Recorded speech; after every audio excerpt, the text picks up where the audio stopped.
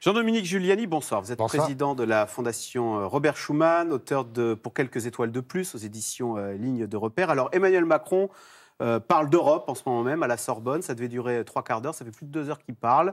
Il y a des envolées lyriques sur la nécessité d'un budget européen, d'une armée un peu plus européenne, d'une taxe européenne sur les transactions financières.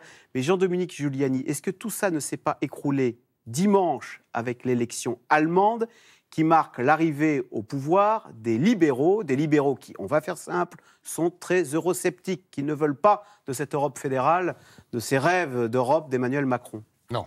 J'y étais ce week-end encore à Berlin, hier encore. Je connais le pays, je parle la langue, j'ai rencontré beaucoup de monde. Je peux vous dire que les libéraux, c'est un parti pro-européen.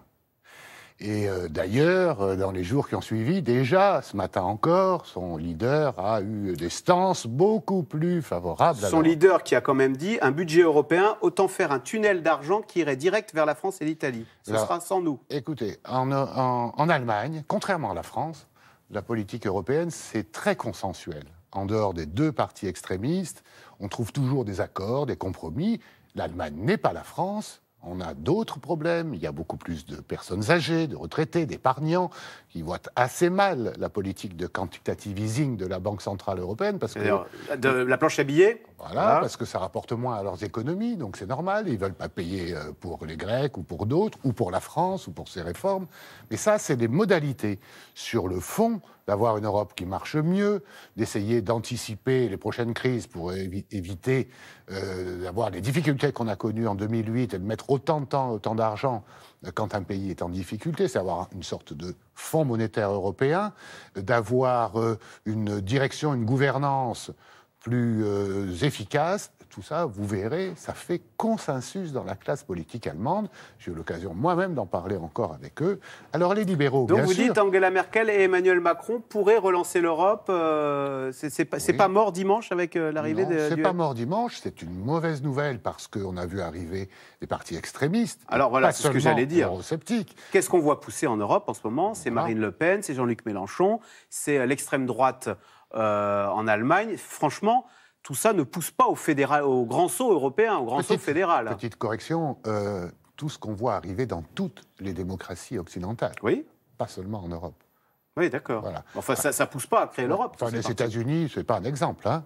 Par exemple, le Royaume-Uni, qui veut sortir de l'Europe, lui, il a sombré dans le populisme. On peut parler aussi de l'Inde, on peut parler du Japon. Toutes les grandes démocraties connaissent dans cette période de bouleversement économique et stratégique une angoisse de la part de catégories de la population qui s'estiment laissées pour compte ou bien qui ont une énorme peur de l'avenir.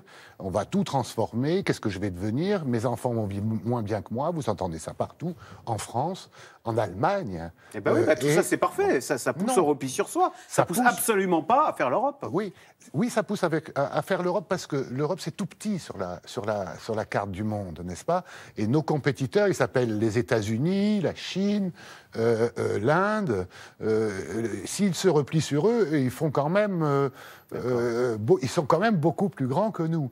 Donc nous sommes tout petits. Donc aucun de nos pays, y compris l'Allemagne, n'a les moyens tout seul de lutter, de défendre nos convictions, de se protéger, ou bien d'imposer nos normes, ou bien la réciprocité, par exemple, dans les accords commerciaux, ou bien un minimum de règles sociales ou environnementales, ce au quoi nous tenons.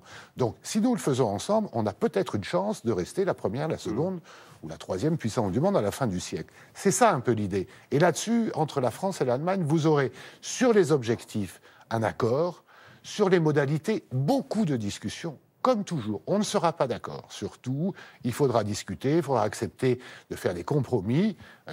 C'est ce qui va commencer. C'est un peu ce qu'Emmanuel Macron vient de déclencher, parce que traditionnellement, c'est le rôle de l'Europe de faire l'agitateur d'idées. C'est pas le rôle de l'Allemagne, qui elle avait... C'est l'Europe de la France, vous voulez dire. Oui, c'est le rôle de la France. C'est pas le rôle l'Allemagne, elle a vécu le traumatisme de sa reconstruction, puis de la réunification. Là, elle est dans une période fatiguée, en quelque sorte. Et de ce point de vue, alors Emmanuel Macron a repris le leadership d'une France volontaire dans la construction européenne, vous trouvez? Oui, pour moi... le regard qu'on porte sur nous a changé? Oui, le regard qu'on porte sur nous a changé, parce que c'est vraiment le retour de la France en Europe. On n'est pas toujours d'accord avec les idées françaises, souvent pas d'ailleurs, mais au moins la France met des idées sur la table. Et c'est ça qu'on n'avait pas vu avec le quinquennat précédent. Le quinquennat de Nicolas Sarkozy, c'était un quinquennat de crise, où d'ailleurs la France a joué un rôle important.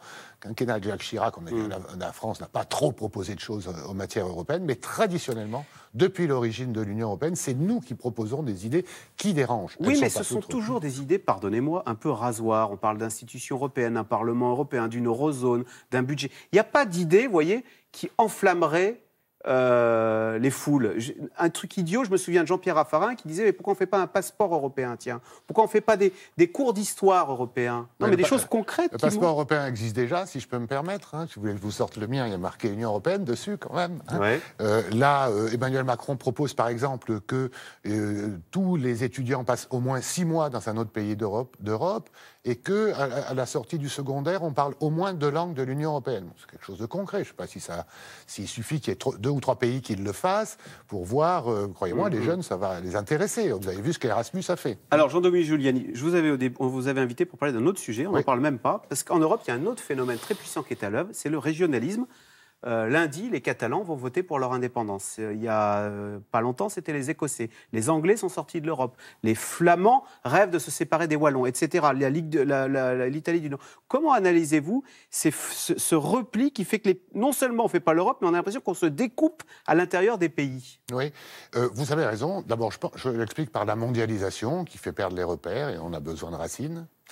Comme les États eux-mêmes n'assument plus totalement le rôle ancien, et qu'en plus l'Europe, qui a réussi, le marché unique, ça a réussi. On le veuille ou non, d'ailleurs les Britanniques veulent rester un pied dedans, un pied dehors. Donc ça a marché.